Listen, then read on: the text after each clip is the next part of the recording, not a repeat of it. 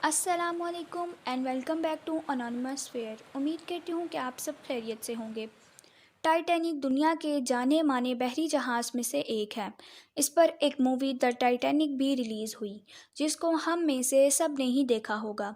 Titanic movie में हमें बस इतना ही बताया जाता है कि एक बड़ा आइसबर्ग यानी बर्फ़ का एक टुकड़ा टाइटैनिक के डूबने की वजह बना। आए इसकी हकीकत जानते हैं। बहुत साल पहले दुनिया के बहरी जहाज़ों की तारीख का एक मशहूर तरीन जहाज़ टाइटैनिक, जो कि 15 अप्रैल 1912 की रात 2:20 पर यह जहाज़ एक बर्फ़ानी तोते यानी आइसबर्ग से टकरा कर न्यू फॉर्मलैंड के साहिल के करीब डूब गया। टाइटैनिक को सबसे मजबूत और कभी ना डूबने वाला जहाज़ कहा जाता था, मगर इसके डूबने से 1500 से ज़ायद अफराद डूब गए। ये जहाज़ 882 फुट लंबा और 90 फुट से ज़्यादा ऊंचा जहाज़ था। जहाज़ पर लिखी गई बहुत सी किताबें, मज़ामीन और फ़िल्में भी हैं, मगर इसके कुछ राज जो कि मुसाफिर और इसके डूबने से मुतल्लिक हैं। टाइटैनिक का सफ़र करने वाला 1500 से मुसाफिर और इनके अलविदा करने वाले लाखों लोगों को, और इसके साथ साथ टाइटैनिक के अमले, किसी को भी इस बात का अंदाज़ा नहीं था कि जो कभी ना डूबने वाला जहाज़ टाइटैनिक बनाते हुए हमने कितनी बड़ी बड़ी गलतियां कर दी हैं।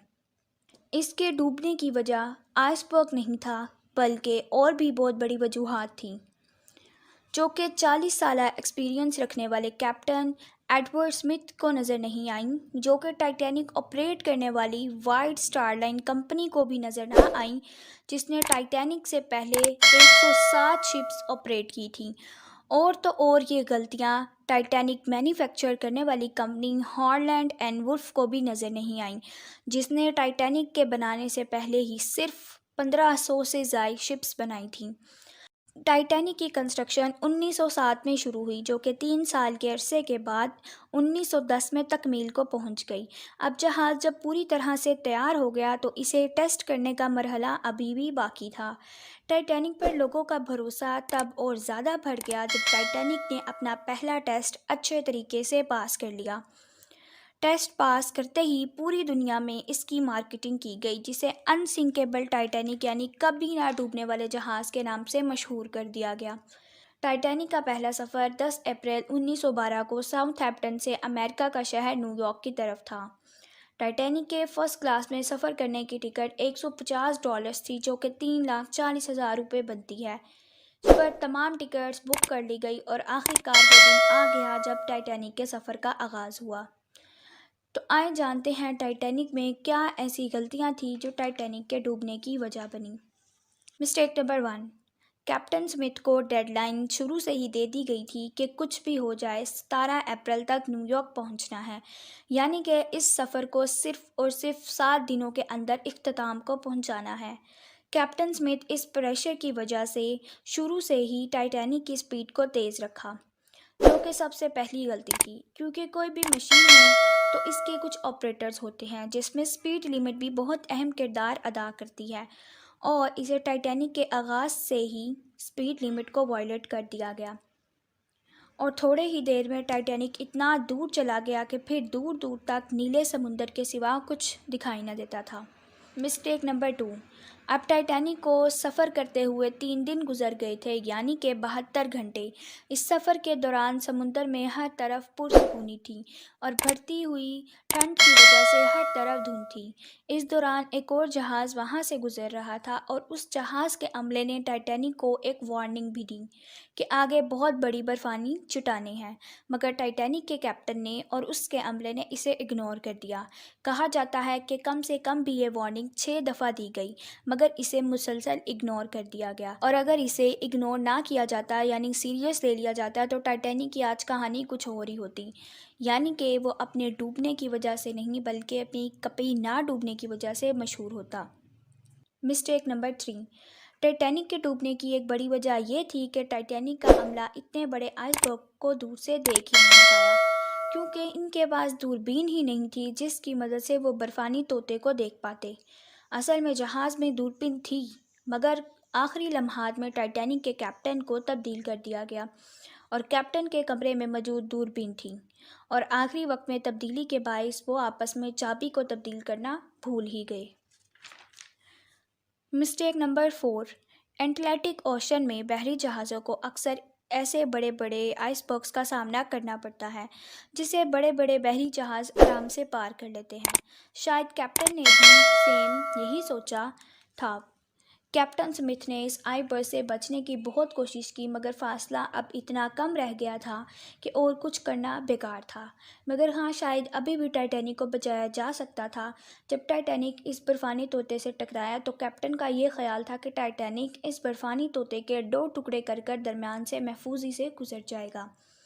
मगर यहाँ टाइटैनिक की छोटी सी गलती जो बहुत बड़ा सामना कर गई। टाइटैनिक पर जो रिवर्स लगे थे जो कि कास्ट आयरन के थे, और अगर ये स्टील के होते तो शायद आज टाइटैनिक महफूज होता।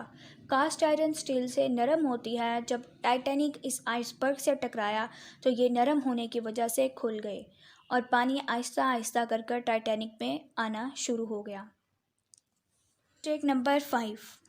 टाइटैनिक को इस तरह डिज़ाइन किया गया था कि अगर इसमें पानी भर भी जाए तो सिर्फ इसके 3 फ्लोर्स ही डूबेंगे। मगर ये टाइटैनिक की बदकिस्मती थी कि चौथे फ्लोर में भी पानी भरना शुरू हो गया, जिसने हर किसी को इत्तला कर दी कि अब वक्त आ गया है सामना करने का।